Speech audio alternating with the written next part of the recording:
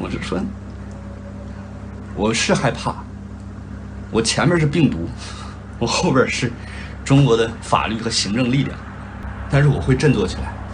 只要我活在这个城市，我会继续做我的报道，我只说我看见的，我听见的。我今天把狠话撂这儿，妈逼，我连死都不怕，我怕你共产党吗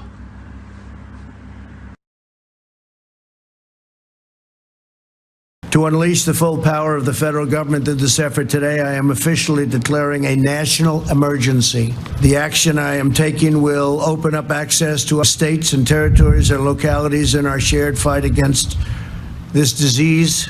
As of this morning, March 13th, CDC is reporting more than 1,500 cases of COVID-19 across the United States. The coronavirus is the biggest threat this country has faced for decades, and this country is not alone. All over the world, we're seeing the devastating impact of this invisible killer. Jesus Christ, man.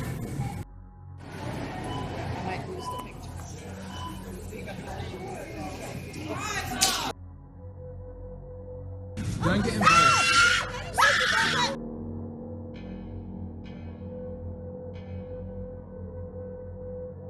40 million people have been ordered to stay at home effective right now, and you can see how that looks in what would normally be very busy central Hollywood. What it means, people cannot leave their homes here for at least a month except for essentials. The urgent message to stay home appears to finally be getting through. Governors in 4 states have now asked residents not to go out unless absolutely necessary. If I get corona, I get corona. At the end of the day, I'm not going to let it stop me from partying. I mean, it sucks, but we're going to make the best of it. We're enjoying ourselves. Turn up. Thousands of Sunseekers came from far and wide, taking advantage of the new rules allowing travel. A woman in Dallas loses it after she was reportedly asked to wear a mask in the grocery store. This woman in Colorado actually spat at a gas station attendant after he refused to serve her because she was maskless. Despite all the warnings, there are still people out there who refuse to wear a mask while shopping. I'm just doing my job. And I'm just I have rules. I will get in trouble if I let you in without a mask. Now get ready for this. Her name is Karen Turner. Yep, she's a real Karen. Thousands gathered near the German parliament building. A crowd including anti-government protesters, coronavirus skeptics, and members of far-right groups. They were protesting against coronavirus restrictions, which they see as a violation of their civil rights. Moscow was still asleep Sunday when protests started in Russia's Far East, in Siberia. As dawn spread across Russia, pro-Navalny rallies spanned across the country's 11 time zones. But so did the forceful response by the authorities. Some call this Russia's most aggressive and fear-inducing nationwide operation. The nation erupted into scenes of chaos, violence. Oh my God. There was looting underway nearby. Police seem to have had enough.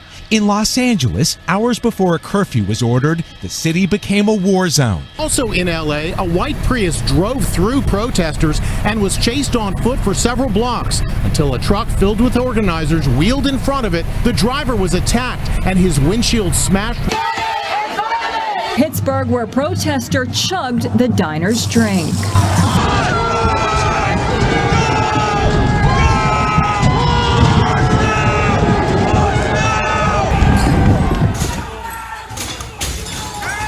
Soon after, the mob was rampaging through the halls of the Capitol.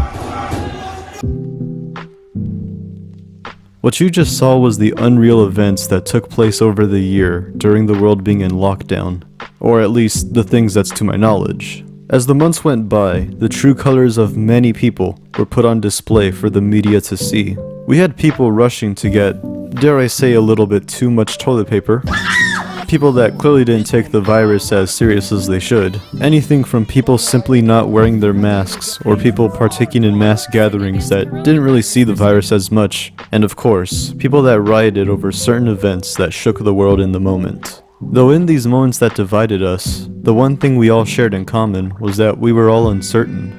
When we were advised to stay indoors for the oncoming months, nobody really knew how to fathom putting their whole life on hold. Knowing that our many forms of entertainment would either be cancelled entirely or restricted was a very unreal feeling for many of us. But in the light of all this uncertainty, the entertainment that kept us company was not only a nice way to keep ourselves occupied, but rather a needed way to keep our minds off the crazy events that would take place. And though there were many events that negatively impacted certain times, there were still people out there that brought us together to see unity through the hardships of our fellow men and women. Americans helped Americans pick up the pieces. And then there were those who tried to stop things from falling apart in the first place. Protesters repelled looters in Santa Monica and again in Brooklyn. Across the country, some officers doffing protective gear, taking a knee, and for a slight moment, they and the crowd become one.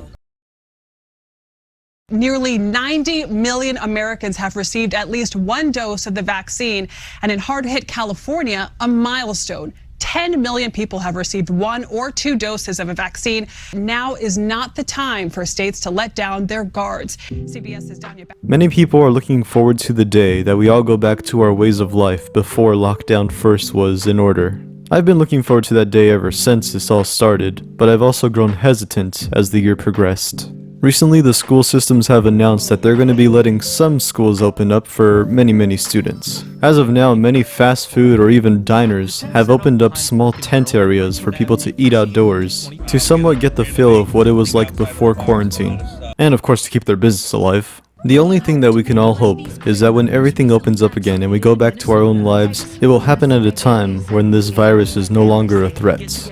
I'm going to end off this video by leaving you on a speech from this England guy, UK person man's dude. Keep you, your comrades, and your neighbors safe. Bye-bye.